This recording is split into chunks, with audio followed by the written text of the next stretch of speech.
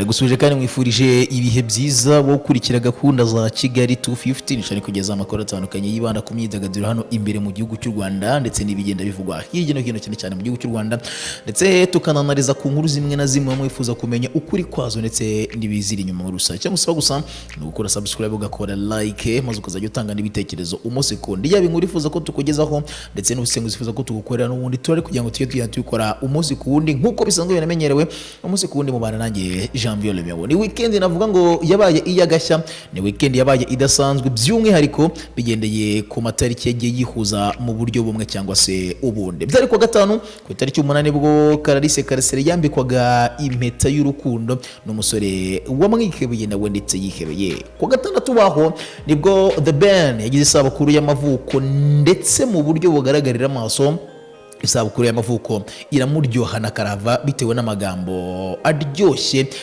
amatwi aryoheye umutima akora ku mutima. The Ben yaramaze kubwirwa na Pamella uw'icyeza. Ntabwo bikiri ibanga iby'urukundo rwa The Ben ndetse na Pamella uw'icyeza kuko bana bombi basigaye bagaragaza ko nta kabuza urukundo rwabo rudafunze habe na gato ndetse rufunguye kuri buri umwe wese wifuza kureba iby'urukundo rwa The Ben ndetse n'uyu Pamella uw'icyeza. Byatangiye mu kwezi kwa mbere umwaka w'ibihumbi 2020 nimba nibeshye nibwo uyu Pamella uw'icyeza agiye ku rubuga rwa Instagram ku itariki 9 n'ubundi atera imitoma The Ben by'umwihariko mwereka ko atewe ishema no kuba The Ben ahari. Yanditse amagambo agira ati uri umunyamutima mwiza ugira urukundo uri uwo kwizerwa ndetse umutima wawe ni munini kukurusha Imana ihumugisha undi mwaka wawe. Kuva uwo munsi byatangiye kugenda bivuga cyane yuko The Ben ari mu rukundo na Pamella uw'icyeza ariko bombi bakagenda babikwepa. The Ben yanze kugira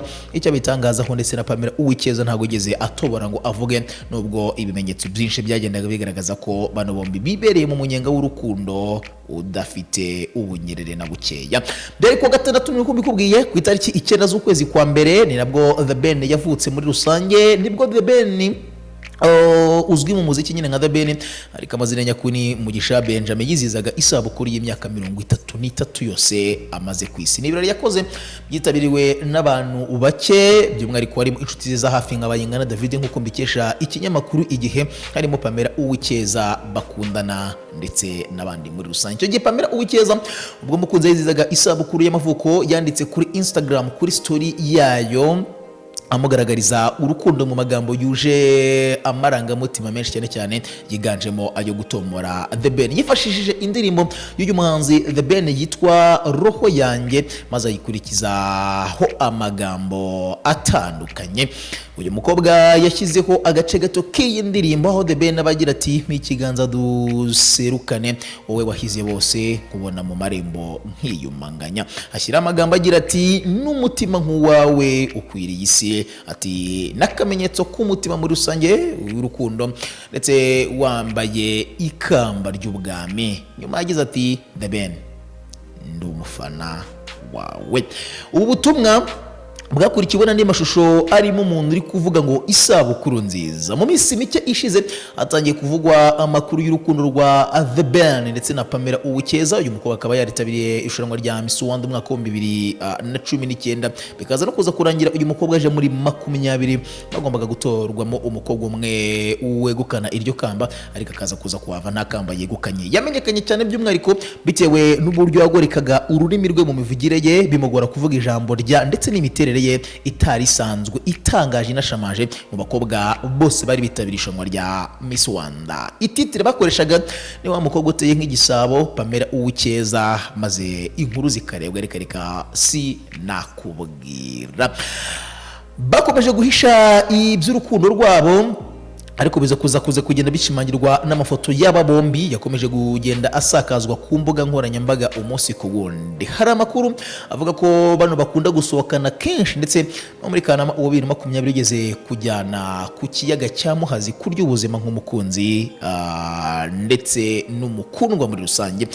Mu gushyingo 2020 bano bombi bagiye muri Tanzania by'umwihariko bishimangirwa n'amashusho The Ben yakize ku rukuta rwe rwa Instagram mu gihe gito cyane hahita hasohoka indirimbo n'ubundi The Ben yari yagiye gukorerayo. Ku itariki icyenda z'ukwezi kwa mbere umwaka w'2020 ku isabukuru y'amavuko ya The Ben nabwo Pamella Uwikeza yateye imitoma uyu mutipe The Ben wiyita Tiger B mu muziki wano iwacu mu gihugu cy'u Rwanda. Umusore w'igikundiro byagora umukobwa kumwanga, ndetse na Pamella Uwikeza ni umukobwa w'igikundiro byagora umusore kumwanga. Mu bihe byashize The Ben yavuzwe mu rukundo n'abakobwa benshi bagiye batandukanye, harimo umukobwa yakoresha amashusho y'indirimbo Vazi, byanavugwaga yuko bari mu rukundo cyane ko The Ben yanze kugira icyo bivugaho, avuga ko atifuza kumushyira hanze cyane ko n'amazina y'uyu mukobwa yagizwe ibanga ntiyamenyekana habe na gatoya. Muri Kanama wa 2019 uyu mutipe The Ben yigeze kuvugwa mu rukundo na Zari the Lady Boss, uyu nguyu wakundanye na Diamond bakanabyana n'abana babiri. Ni nyuma y'amashusho yasakaje ku mbuga nkoranyambaga agaragara mu uyu musore ndetse na n'uyu mugore Zari the Lady Boss bari gusangira bumvana indirimbo Vazi, ndetse binafatwa nko gupromotinga iyi ndirimbo Vazi. Icyo gihe The Ben yabwiye ikinyamakuru igihe ko asanzwe aziranye na Zari the Lady Boss, ariko ko iby'urukundo by'umwariko nta birimo usibye ko afataga amashusho gutyo bisanzwe abantu baziranye basangiye biraho ngaho. Uyu mutipe The Ben hari nabigeze gukwirakwizwa amakuru yuko akundana n'umuhanzikazi Dolph B wo muri Canada, ariko nabyo biza kuza kugaragara ko bino byose ari ibihuha. Pamella Uwikeza uri mu rukundo na The Ben n'akabuza bashobora kubana nk'umugore n'umugabo, afite imyaka 21 y'amavuko, akaba yarasoje amashuri yisumbuye mu bijyanye n'amateka, ubukungu n'ubumenyi bw'isi hega mu ndimi z'amahanga mu kigo cya Pade Kicukiro. Hateganye no gutangira kwiga kaminuza mu misi ishize. The Ben ari hejuru ya Pamella Uwikeza ku myaka 12 yose y'amavuko. Abenshi muzi neza ko Clarisse Karasira yambitswe impeta asabwa n'umukunzi we yuko yazamubera umufasha w'ibihe byose, akamubera mama w'abana be, akamubera umugore w'inzozi ze. Ariko na benshi mu nkurikiye cyangwa baki muri mwebwe nago mwari muzi ko yambitswe impeta mu gihe guprofita kuri ngo muyimenye. Gusa icyo nje kukubwira ni imvano y'umusore wambitse impeta Clarisse Karasira. Bakundanye ryari, bamenyanye gute, asomana iki mu buzima bwe, n'amafoto yihariye y'umuhango wo kwambikwa impeta kuri Clarisse Karasira washimiye byimazeyo umusore wemeye kumutwara. Umusore ntabwo mvuga ngo wemeye kumutwara, umusore wabonye ko Clarisse Karasira yamubera mama w'abana be, akamuha ibyishimo, akamuhera ibyishimo umuryango, akamuhisha ishema mu muryango muri rusange. N'ubundi kuri uyu munsi nibwo inkuru yabaye kimomo ku mbuga nkoranyambaga zo mu gihugu cy'u Rwanda yuko Clarisse Karasira yambitswe impeta y'urukundo n'umusore bamaze igihe bakundana. Inyarwanda nyesha makuru yamenye makuru ko uyu musore wambitse impeta Clarisse Karasira yitwa Sylvain ifasha bayo, akaba asanzwe n'ubundi ari umujyanama we mu muziki. Dejuan yambitse impeta Clarisse Karasira ku mugoroba wo kuwa gatanu tariki ya 8 Mutarama mu 2021, biza kumenyekana cyane mu bitangazamakuru ku mbuga nkoranyambaga zano mu gihugu cy'u Rwanda ku itariki ya 9 ukwezi kwa mbere umwaka wa 2021. Dejuan na Clarisse Karasira baziranye mu myaka 3 ishize, bombe yabanje kuba inshuti zisanzwe, nyuma yaho batangira urugendo rw'urukundo. Magingo ngaya umukobwa akaba yamaze kwemerera umusore kuzamubera umugore, akamubera mama w'abana b'uyu mugabo.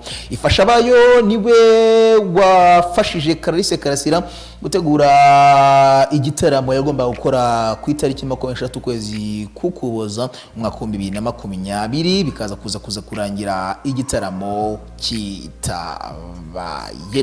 Kuri uyu wa gatandatu n'ubundi ko nabikubwiye, Clarisse Karasira yanditse kuri konti ya Instagram abwira abafana ndetse n'abakunzi b'umuziki we muri rusange ko yatangiye page nshya y'urugendo rw'ubuzima bwe. Yashimaga Imana by'umwihariko anashima umukunzi we wamwambitse impeta. Yavugaga ko nako yari guhera ahakanira uyu mukunzi we, nawe yagize ati umutware yansabye ko nazamubera umugabekazi w'ibikomangoma bye, nashingira he makanira iyo ngabo y'ikirenga.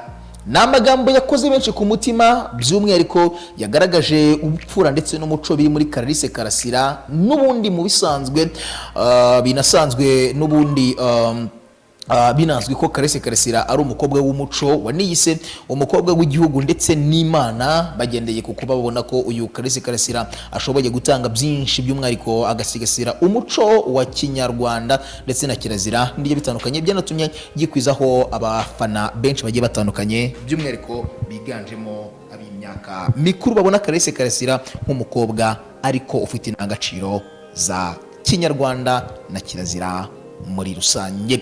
Nje ku ijambo kurindi mu gusobanura uyu musore ifasha bayo, uyu nguyu wa mbitse impeta Clarisse Karasira. Abamuzi neza bazi ko ari umusore utarakunze kuba mu gihugu cy'u Rwanda. Nk'uko nabikubwiye, yakundanye na Clarisse Karasira mu myaka 3 ishize. Aje mu Rwanda nibwo yaganira na Clarisse Karasira, agahita amusaba cyangwa se bakumvikana ko yazamubera umujyanama. Icyo gihe niho Clarisse Karasira yatandukaniye na Aremu ku mpamvu nimwe itarigeze ivugwa mbere mu itangazamakuru yo kutumvikana hagati ya Clarisse Karasira. Clarisse Karasira atangaza ko kugeza ubu ngubu we imikorere ye, ibikorwa bye biracungwa mu biganza bye, bivanywe mu biganza bya management ya Aremuku ariyo boss papa. Mu nyuma yaho ngaho nibwo Clarisse Karasira yagiye akora n'ubundi bigiye bitandukanye, ariko bidafite imbaraga zikomeye nk'izo yagiye ahabwa na Aremuku. Yabaye umukunzi we, anaba na manager we, ndetse yakundaga kenshi kuba ari kuri tele, yaba bari gukora clip z'indirimbo, yaba ndetse no gushakira amasoko amwe namwe Clarisse Karasira. Uyu musore yageragezaga kubimufashamo uburyo bukomeye bwose. Byari bigomba guhura mu muryango umwe, yaba amafaranga ya management akaribwa n'umugabo ndetse n'amafaranga y'umuziki akaribwa n'umugore, byose bigahurira mu muryango umwe wa Clarisse Karasira. Clarisse Karasira, inshuti za hafi zizi uyu musore, zimwe muzo twabashije kuganira, bamwe mu ba hafi babangaba batangaje ko Clarisse Karasira yitombore, niko navuga. Atwawe n'umusore witonda, atwawe n'umusore ukunda gukora, atwawe n'umusore ufite indangagaciro, ndetse anatwawe n'umusore by'umwihariko ufite urukundo kurusha ibindi byose. Uyu musore watwaye Clarisse Karasira, ikindi namukubwiraho nuko ari umusore ushyira mu gaciro cyane cyane, akaba ari umusore uvuga make, kandi akaba ari umusore wubaha akazi n'igitsina gore muri rusange. Si igihe kinini cyane gishize bari mu rukundo bano bombi, Clarisse Karasira ndetse n'uyu musore, ariko Clarisse Karasira yaciye amarenga y'ubwoko bw'umusore uri mu nzozi ze ukundana nawe. Nimvuga ubwoko mwumve type cyangwa se imimerere n'imiterere y'umusore uri mu rukundo na Clarisse Karasira. Yabigendeye ku ndirimbo yitwa Uwacu, ivuga neza inkuru y'umusore wabaga mu giturage by'umwihariko mu gihugu cy'u Rwanda, akaza kuva mu gihugu cy'u Rwanda ku mpamvu z'akazi akajya hanze y'igihugu cy'u Rwanda. Yari umusore Clarisse Karasira yakundaga kandi cyane, amaze kugera mu mahanga, aba umusore w'umuhanga ukora neza, ukora iyo bwabaga kugira ngo aheshe ishema we ku giti cye n'umuryango we muri rusange. Nubwo byose byabaga muri ubwo buryo, uwo musore n'ubundi yabaye ari umusore ukizirikana iwabo, kugeza ubwo we iteka n'iteka umutima wateraga werekeza iwabo, yaba mu Rwanda cyangwa se muri icyo giturage n'ubundi yabaga yaravuyemo muri rusange. Mu nyuma nibwo Clarisse Karasira agaragara amashusho y'iyo ndirimbo arota yambitswe impeta n'uwo musore. Kuri uyu munsi umusore yihebeye, umusore bakunda igihe cyose yafashe umwanzuro wo kumwambika impeta, amusaba yuko bazabana karamata, akamubera umugore w'ubuzima bwe bwose. Ibyishimo ni byose ku nshuti ndetse no mu banyamuryango, by'umwihariko bari biteze cyangwa se bategereje Clarisse Karasira yuko yagaragaza umukunzi we, umugabo navuga ngo yifuza we mu nzozi ze ko yazamubera ise wabana. Si Clarisse Karasira gusa wagaragaje yuko afite ubukwe muri uyu mwaka, cyangwa se twakwitegaho ubukwe muri uyu mwaka, dore ko bamwe muri bagenzi be byamamaye nabo bagiye bidekarara mu buryo bukomeye cyane bagaragaza yuko bafite ubukwe cyane. Ni abagera muri 17 harimo genius.rwanda wambitse impeta umukunzi we, dore ko genius.rwanda yambitse impeta umukunzi we ku itariki 2 z'ukwezi kwa mbere umwaka wa 2020. Niyo afunguye umwaka wa 2020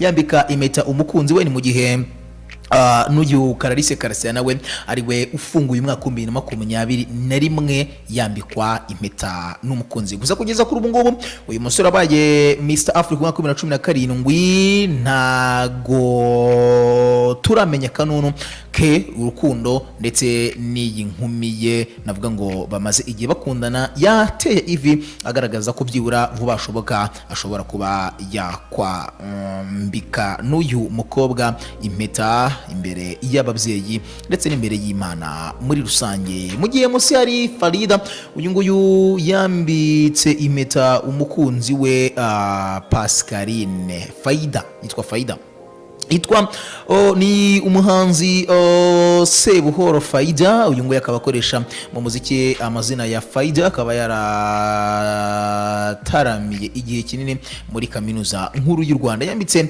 impeta y'urukundo Pascaline Dusabimana, bamaranye imyaka 4 mu munyenga w'urukundo. Musi yabo hari Tracy ndetse n'umuramyi René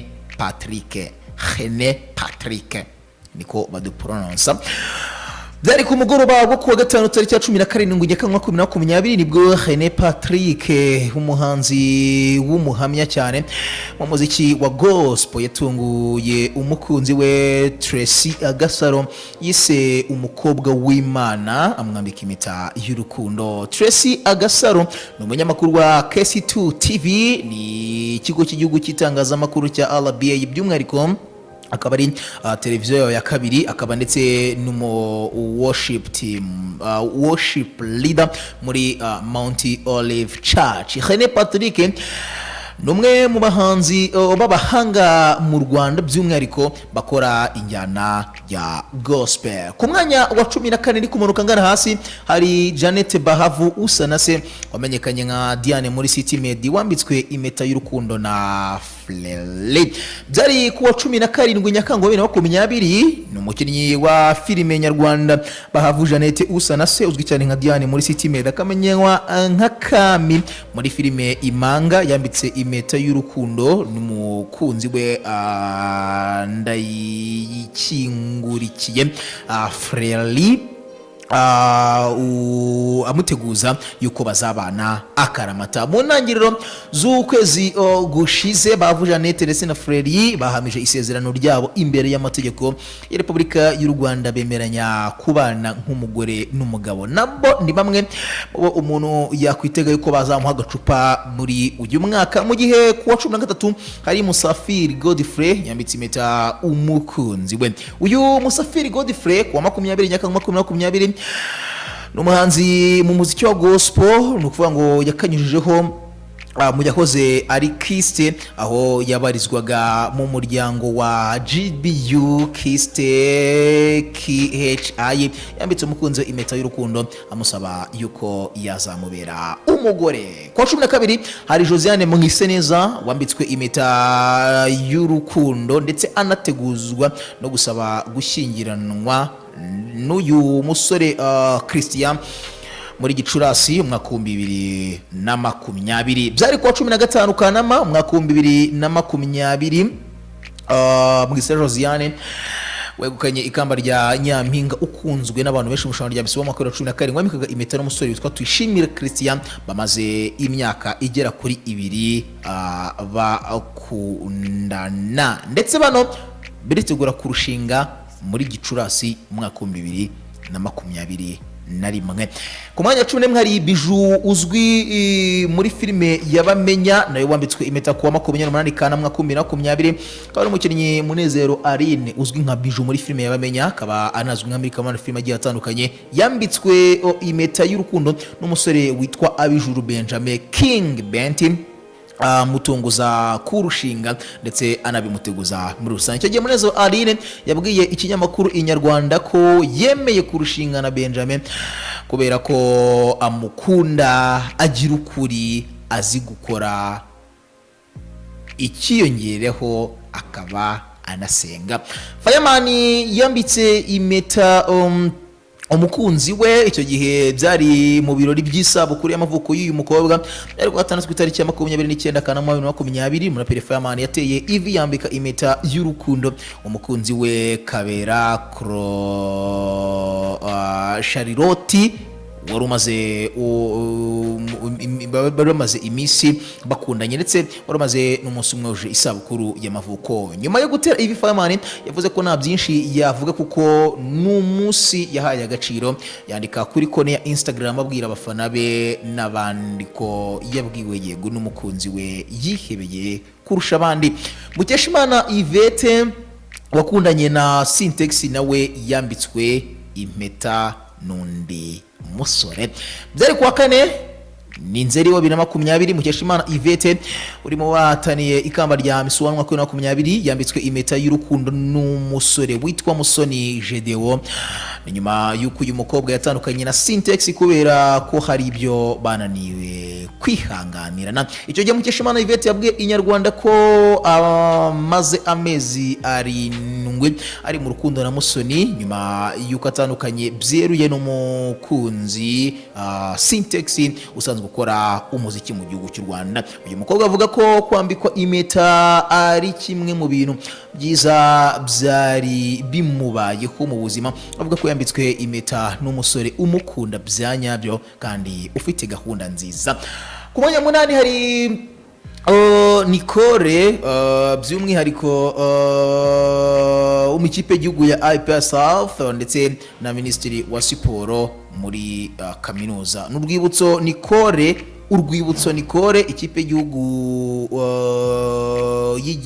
na IPRC South na Minisitiri wa Siporo muri kaminuza. Kwa 19 Nzeri 2020 umukinnyi w'ikipe y'igihugu ya basket ndetse n'ikipe ya IPRC Huye urwibutso Nicole yambitswe impeta y'urukundo n'umukunzi we Yves Nyirigira anamusaba ko bazabana ubuziraherezo. Nicole umaze igihe ari minisitiri ushinzwe imikino muri kaminuza y'u Rwanda yavukiye mu karere ka Gasabo mu murenge wa Kinyinya tariki ya 16 Nzeri mwaka w'1994. Yamenyanye n'umukunzi we mu majyepfo y'u Rwanda ubwo yigaga mu mashuri yisumbuye ndetse anakina umupira basket muri UR Huye IPRC Huye. Bombi imyaka 6 irashira bakundana.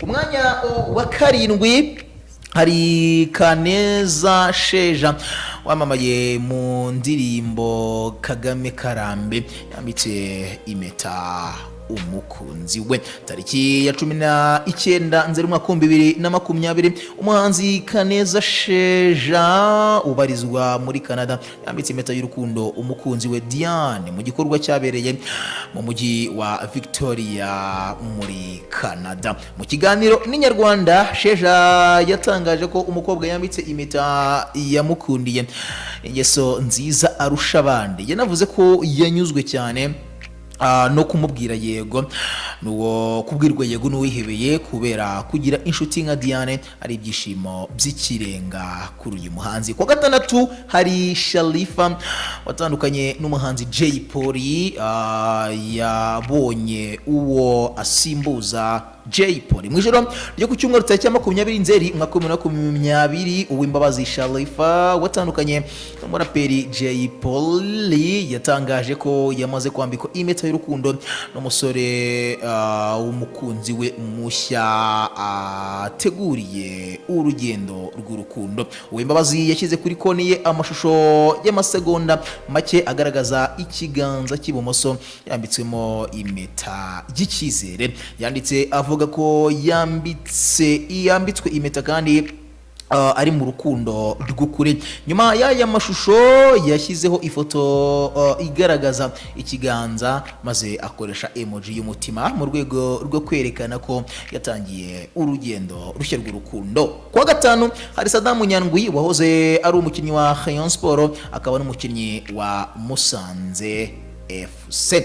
Kuwa 21/02/2020 umukinnyi ukina ari myugariro ku ruhande rw'iburyo mu kipe ya Musanze Saddam Nyandwi yasabye Cyuzuzo Denise ko yazamubera umufasha ndetse akaboneraho no kumwambika impeta. Ku mwanya wa 4 hari Eliyazari yambitse impeta umukunzi we bamaranye imyaka igera kuri 3 bari mu munyenga w'urukundo. Umuhanzi mu ndirimbo zo kuramya no guhimbaza Imana Eliyazari Ndayisabye yateye ivi yambika impeta y'urukundo umukunzi we nk'ikimenyetso gishimangira ko urugendo rushya rw'urukundo rwabo rumaze imyaka 5. Ni mu muhango wabaye ku cyumweru tariki ya 18 kwa 2020 mu murenge wa Nyamirambo mu mujyi wa Kigali. Eliyazari yambitse impeta ni y'ikiraza Rita Marie Gloria bamaze imyaka igera kuri 5 bakundanye. Ku mwanya 3 hari umuramyi Christopher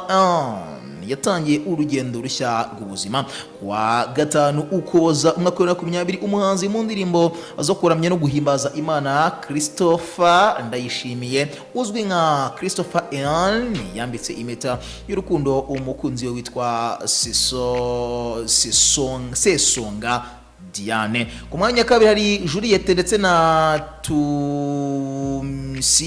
wa Juliette Tumsime wa RTV. Kwa 6 Ukuboza umwaka wa 2020 Tumusime Julie ukorera televiziyo y'u Rwanda mu kiganiro kiyobokamana kitwa RTV Sound Live yambitse impeta y'urukundo umukunzi usanzwe ari umunyamakuru wamaze igihe bakundana. Ku mwanya wa 1 hari Karundura Ngabo Medali niko mu mikino bavuga ati Karundura Cristiano Ronaldo. Karundura Ngabo Medali yambitse impeta Mimi. Byari kuwa 18 Ukuboza mwaka wa 2020 umuhanzi Ngabo Medali uzwi cyane nka yateye ivi maze yambika impeta umukunzi ukomoka muri Ethiopia uzwi nka Mimi amuteguza kurushinga by'umwariko nk'umugabo ndetse n'umugore. Meddy yakundanye na Mimi nyuma yo kumwifashisha mu mashusho y'indirimbo nawe amusimbura amubwira neza ko uyu mukobwa atasimburwa na gatoya. Ngabo abasore ndetse n'inkumi bashobora kwerekana ibirori mu mwaka 2021 nta gihindutse by'umwariko bitewe nuko bateye intambwe ya mbere bagasaba abo bakundana yuko bazababera abafasha bagatera n'amavi. By the way ni intambwe ikomeye cyane burya umuntu atera mu buzima bwe. Nitwa Janvier Romeo ni Kigali 250. Tanga igitekerezo uko election ndetse na subscribe amakuru menshi cyane nakagaruka.